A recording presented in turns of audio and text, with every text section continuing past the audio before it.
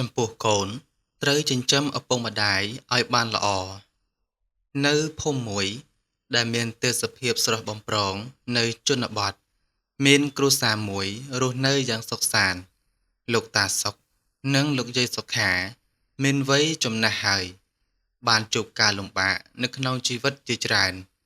ពួកគាត់មានកូនប្រុសម្នាក់ឈ្មោះវាសនាដែលរស់នៅឆ្ងាយពីគ្រួសារព្រោះគាត់ត្រូវទៅធ្វើការនៅឯក្រៅស្រុកវាសនាមានប្រពន្ធឈ្មោះចន្ទ្រា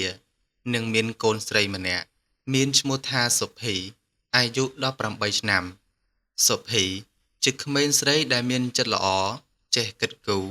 និងតែងតែជួយឪពុកម្ដាយនៅក្នុងកិច្ចការផ្ទះជានិច្ចក្នុងថ្ងៃមួយវាសនាបានទទួលដំណឹងថាឪពុកម្ដាយរបស់គាត់មានជំងឺហើយត្រូវការថែទាំយ៉ាងខ្លាំងគាត់មានការព្រួយបារម្ភយ៉ាងខ្លាំងប៉ុន្តែគាត់មិនអាចទៅមើលថែពួកគាត់បានទេព្រោះគាត់មានការងារច្រើននិងជាប់រវល់ជាមួយអាជីវកម្ម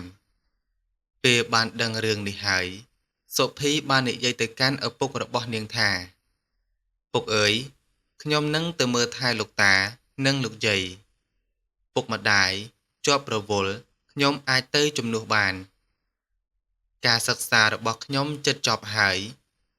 ខ្ញុំក៏អាចសិក្សាពីចម្ងាយបានដែរនៅពេលនោះវាសនាមានការភ្ញាក់ផ្អើលតែក៏មានមោទនភាពចំពោះកូនស្រីរបស់គាត់ដែរកូនអើយតើកូនប្រកាសហើយឬនៅវាជារឿងលំបាកហើយកូនត្រូវនៅឆ្ងាយពីមិត្តភ័ក្តិនិងសាលារៀនចំណែកឯសុភីនាងក៏ឆ្លើយតបវិញដែលមានទឹកមុខមើងម៉ាត់ខ្ញុំប្រកាសណាស់ពុកការបម្រើកូនចៅដល់ឪពុកម្ដាយគឺជាកាតព្វកិច្ចដ៏សំខាន់បំផុតលោកតានិងលោកយាយបានចិញ្ចឹមបីបាច់ពុកម្ដាយរហូតដល់ធំពេញវ័យឥឡូវនេះគឺដល់ពេលដែលយើងត្រូវចិញ្ចឹមចំពោះពួកគាត់វិញម្ដងក្នុងថ្ងៃបន្ទាប់សុភីបានរៀបចំអីវ៉ាន់របស់នាងហើយក៏ធ្វើដំណើរទៅកាន់ភូមិរបស់ជីដូននិងជីតារបស់នាងនៅពេលទៅដល់នាងបានឃើញផ្ទះចាស់របស់លោកតា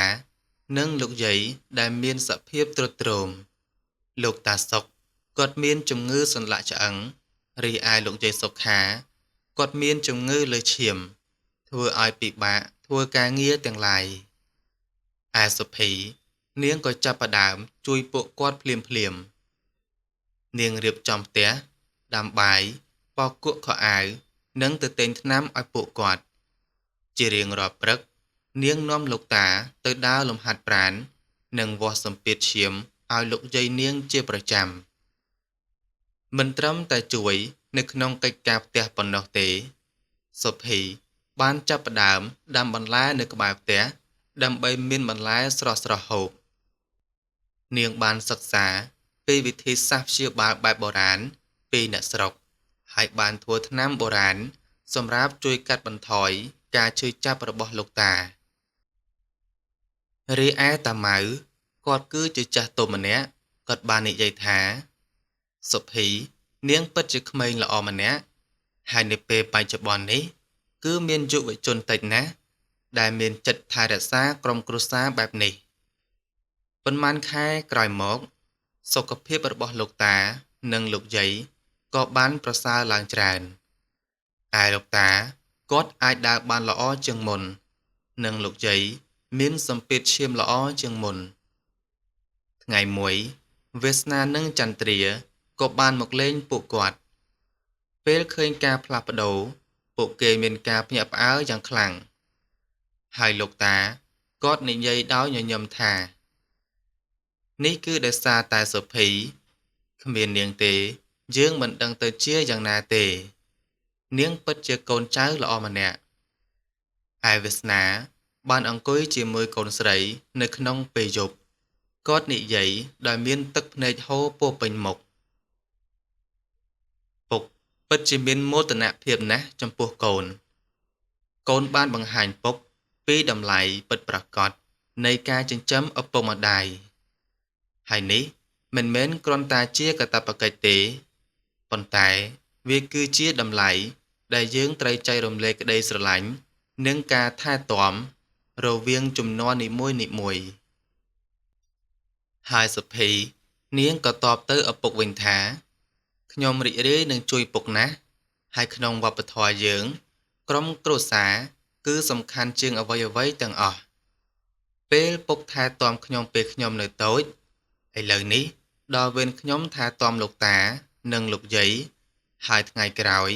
នឹងដល់វេនកូនរបស់ខ្ញុំមកថែទាំខ្ញុំវិញនេះហើយជាច្រវាក់នៃសេចក្តីស្រឡាញ់ដែលមិនដែលដាច់ក្រោយមកគ្រួសារនេះក៏សម្រេចចិត្តរស់នៅជាមួយគ្នាហើយវាសនាបានរកការងារធ្វើនៅជិតភូមិនោះហើយសុភីក៏បានបន្តការសិក្សារបស់នាងពីចម្ងាយដោយពួកគេបានរស់នៅយ៉ាងសុខសាន្តហើយជួយគ្នាទៅវិញទៅមកចំណែកឯលោកតានិងលោកយាយក៏បានរស់នៅក្នុងបរិយាកាសដែលពោរពេញដោយក្តីស្រឡាញ់និងការគាំទ្រពីគ្រួសារដោយរឿងនេះបានបង្ហាញថាការចិញ្ចឹមឪពុកម្ដាយមិនគ្រាន់តែជាកាតព្វកិច្ចនោះទេក៏ប៉ុន្តែវាជាការបង្ហាញអំពីក្តីស្រឡាញ់និងអំណរគុណចំពោះអ្នកដែលបានចិញ្ចឹមយើងមកវាជាវដ្តនៃជីវិតដែលបន្តពីជំនាន់មួយទៅជំនាន់មួយហើយវាបង្ហាញអំពីតម្លៃពិតប្រាកដនៃវប្បធម៌ខ្មែរយើង។